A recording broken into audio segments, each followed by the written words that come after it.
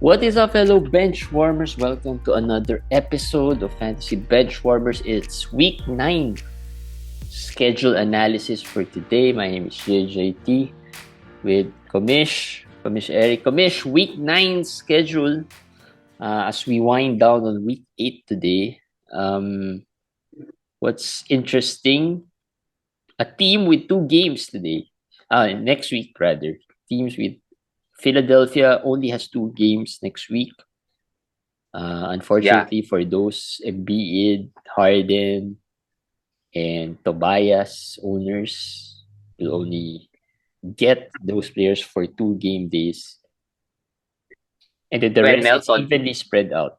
Oh, and your favorite, Melton. Yeah, Melton owners. Shake Milton probably is a drop with this schedule.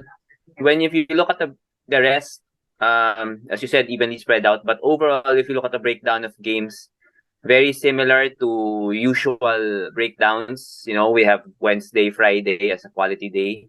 Yeah. But what's different this week is that there are overall less games, I think, because as you can see, 7, 5, 10, 4, 10, 7, 7. So there are 2 10 games days, 2 10 days with 10 games, but the others are, 7, 4, or 5. So you can really probably stream every day, except for those 2 days, for those 2 10 games. So a lot of chances to stream for the week. Because with 7 games, usually you don't have, a full roster. It's gonna be very rare. But it's also interesting to note that the quality game days are not as few of a game like before, right? There are 5 games and there are 4 games. So pretty much evenly spread out throughout the week, right? Maybe later we'll look into who are those that would be best for streaming, which teams. But back-to-backs, just checking out some back-to-backs. Atlanta will have a back-to-back for the start of the week 9 from end Judgment Day of week 8 to the start of week 9.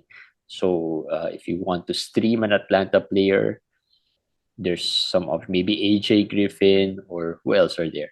Holiday, Jalen Johnson. Jalen Johnson is not playing that well, but still getting major minutes. The Andre Hunter is about to return, so that might change some of the rotation. If Hunter returns, actually Hunter would probably be the best, because I've seen Hunter in some of the waiver wires. If he can come back, then maybe he's a guy that to target, the Andre Hunter. Yeah, and then Tuesday, Wednesday, there's Boston having that back-to-back. Wednesday, Thursday, Golden State and Sacramento. We'll just run through all of these.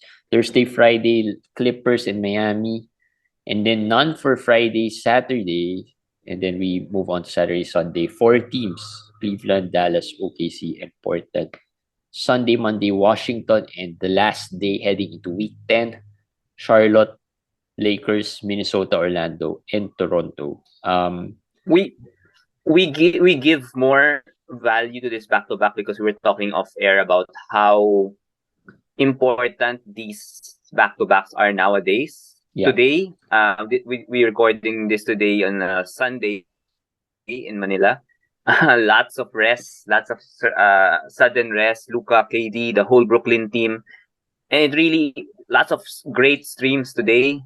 Jeremy got some good ones. So back-to-backs are really important nowadays. As we go through week 10, 11, 12, 13, I feel like there will even be more rest. So the more you have to know teams who are on back-to-backs or who will be going to a back-to-back. So that's very important. Also for the stars, those star players who are notorious for missing 1 of 2 games, at least you'd be able to plan that out early on.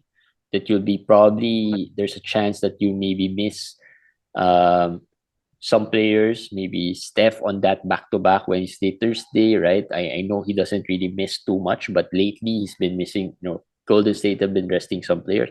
Something like that. And of course, also one thing I mentioned to Komish, when it comes to streaming, especially on these back-to-backs, it seems like the later you stream, the better.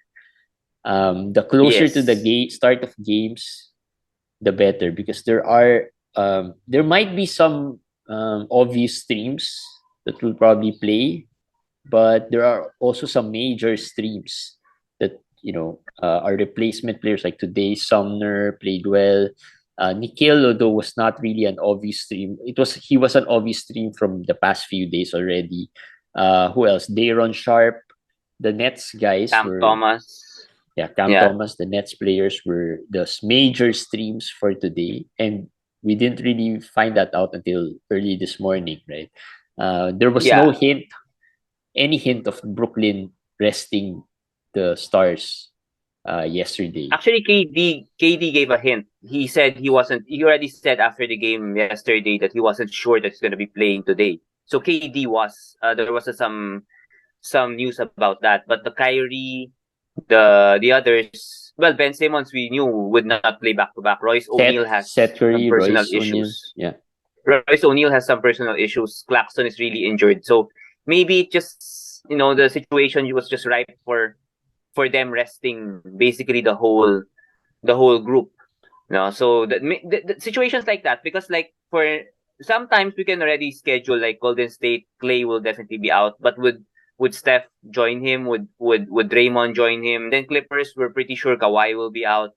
But about Paul George, so as Jeremy said, it's better to wait and keep your move maybe until the very last moment that you can do that, and then not too late though, because I added Edmond Sumner at exactly you also 8 a.m. Yeah.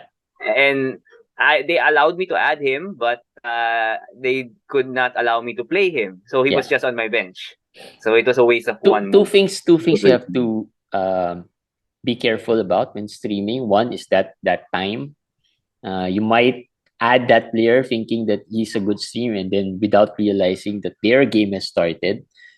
Second thing that you have to worry about is that to make sure that you have an open spot for that player.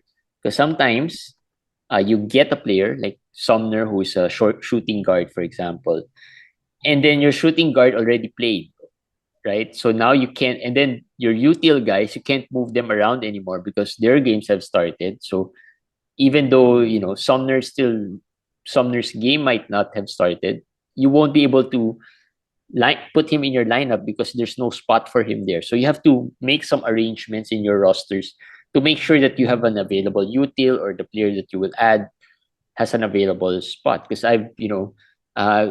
something like this happened to me, wherein I added a shooting guard and then realized I should have added a center because that's my lone open spot.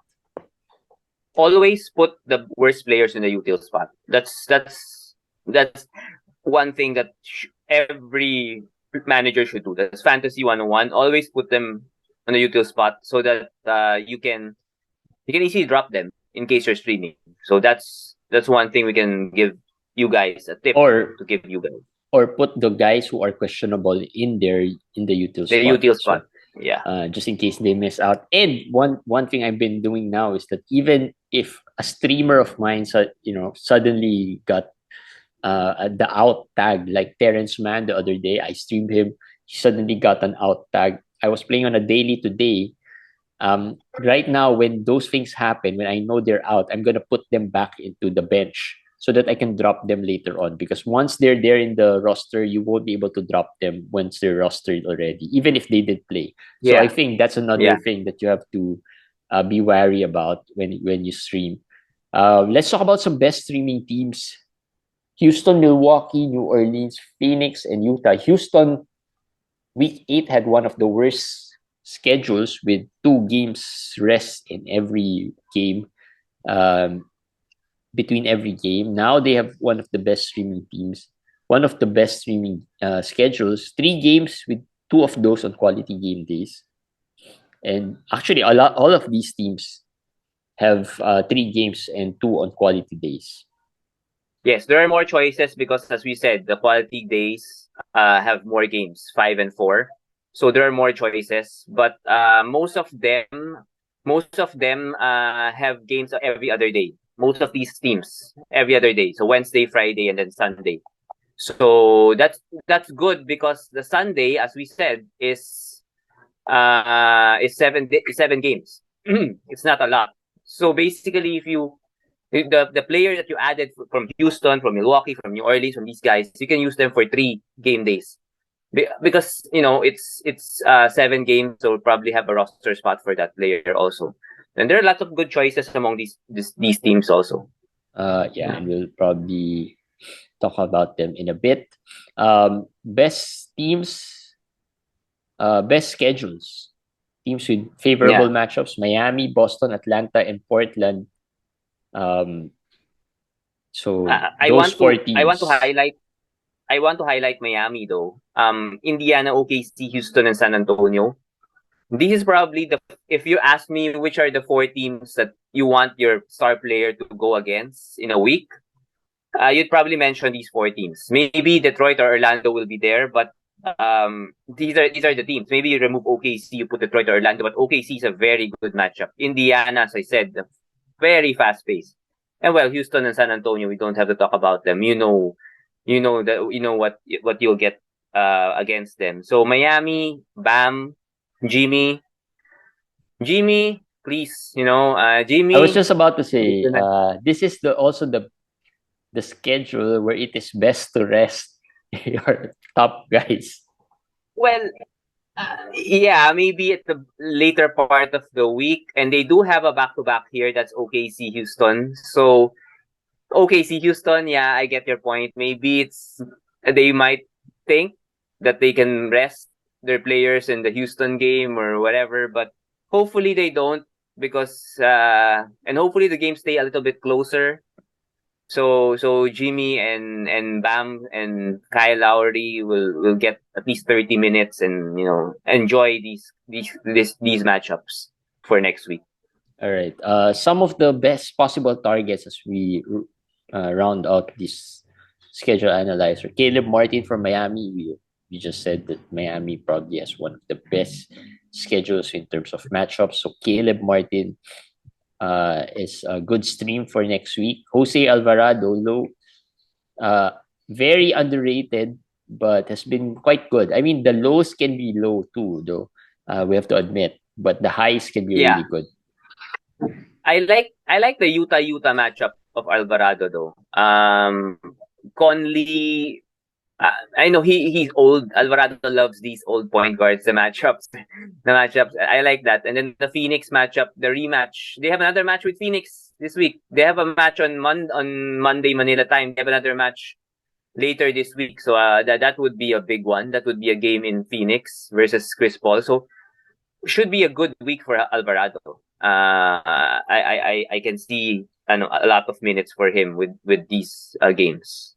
Torrey Craig is another player. I think Devin Booker is a game time decision tomorrow.